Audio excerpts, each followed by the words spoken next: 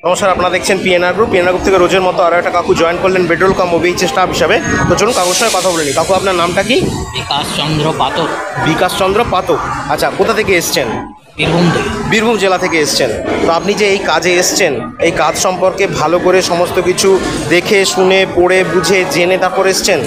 অবশ্যই, আপনি গ্রুপে অনেকদিন থেকে যুক্ত ছিলাম। আচ্ছা। সেই গ্রুপে দেখেছি, সেই গ্রুপ থেকে দেখে তারপর বাইরে থেকে খোঁজ খবর নিয়ে এখানে এসেছি। বাইরে থেকে খোঁজ খবর নিয়েছেন মানে কার কাছে জেনেছিলেন? আমাদের অনেকে আছে রেলে চাকরি করে, আচ্ছা আরপিএফ আছে, আচ্ছা তাদের কাছ থেকে জেনেছি যে এই ধরনের কাজ আছে কি না। আচ্ছা। তো তারা বলেছে হ্যাঁ এই ধরনের কাজ আছে। আচ্ছা, তারপর গ্রুপের সঙ্গে যুক্ত হয়ে গ্রুপের সঙ্গে যোগাযোগ করে বিশ্বাস ভরসা হতে তারপর। আচ্ছা, কারণ কাকু আমরা পরিষ্কার বলে দিই, এখানে এতটুকু সন্দেহ নিয়ে আসবেন না। সেই জন্যই আমরা বলি বাইরে থেকে কোথাও জেনে থাকলে, তোমাদের কোনো রিলেটিভ বা তার কাছে জেনে থাকলে তবেই আসবেন। তো আপনি যেগুলো জানতেন, আজকে আপনার এখানে আসার পর ট্রেনিং হয়েছে? অবশ্যই ট্রেনিং হয়েছে। ট্রেনিং বাবদ ডিটেলস আপনাকে বুঝিয়ে বলা হয়েছে? যা গ্রুপে বলা হয়েছে সেই জিনিস আমি পেয়েওছি। আচ্ছা, না আমি বলতে চাইছি যেটা হচ্ছে যে ট্রেনিং হচ্ছে ট্রেনিংটা মেন ট্রেনিংটা আপনাকে প্র্যাকটিক্যালি ট্রেন দাঁড়িয়ে আছে বুঝিয়ে বলা হয়েছে। আচ্ছা, আপনি তাহলে যেগুলো জানতেন তার সঙ্গে আজকে ট্রেনিং বাবদ যেগুলো শিখলেন সেগুলোর কি মিল ছিল? একদম মিল, অনেকটাই মিল। মানে আপনি যেগুলো জানতেন এক্সট্রা আরও অনেক কিছু জানা হলো, জানলেন যেগুলো হয়তো মোবাইলের গ্রুপে দেওয়া ছিল না, তার বাইরেও কিছু জিনিস জানতে পারলাম। ঠিক ঠিক। আপনার তাহলে সমস্ত কিছু ট্রেনিং হওয়ার পর কাজটা কি ভালো লেগেছে? হ্যাঁ, কাজটা ভালো লাগলো। কাজটা কি করতে চান? কাজটা করতে চাই। আচ্ছা, কারণ দেখুন কাকু, আমরা বলে দিই যদি কাজ ভালো না লাগে আপনি এখান থেকে বাড়ি চলে যেতে পারেন। তো আপনি কি করতে চান? না, আমার কাজটা গ্রুপে দেখেছি, এসে ট্রেনিংটা নিলাম, ট্রেনিংটা দেখেও ভালো লাগলো।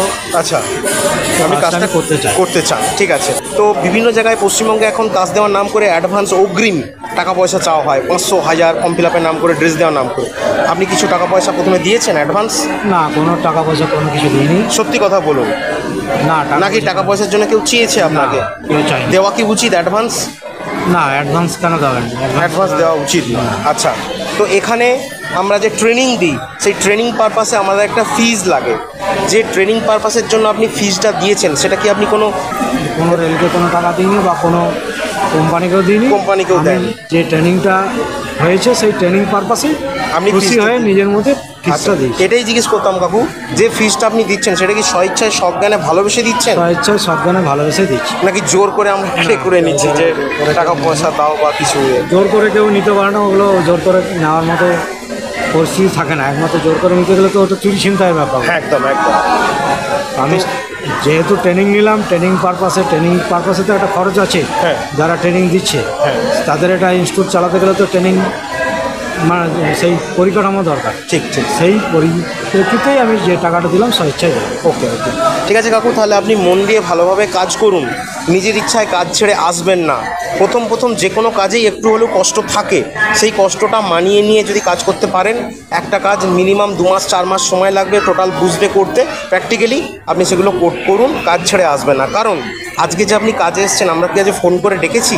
না, তাহলে যোগাযোগ করেছি, নিজেই যোগাযোগ করে এসেছেন। তাহলে কাকু আমরা বলুন, নিজে কিন্তু স্বইচ্ছায় কাজ ছেড়ে আসবেন না। যদি নিজের ইচ্ছায় কাজ ছেড়ে চলে আসেন তাহলে কিন্তু কেউ দায়িত্ব নেবে না। কেউ কি নেয় না? নিতে পারে না, নিতে পারবেন। তো মন দিয়ে কাজ করুন। যদি ধুস ভাল লাগছে না, কাজ ছেড়ে চলে যাই, বা কোনো ইল্লিগাল কাজের কারণে যদি আপনি কাজ ছেড়ে পালিয়ে আসেন, তাহলে কিন্তু কোনো ফিজ রিফান্ড হবে না যেটা আপনি দিয়েছেন। ঠিক আছে? ঠিক আছে, এতে কোনো অসুবিধা নেই তো? ঠিক আছে, ওকে।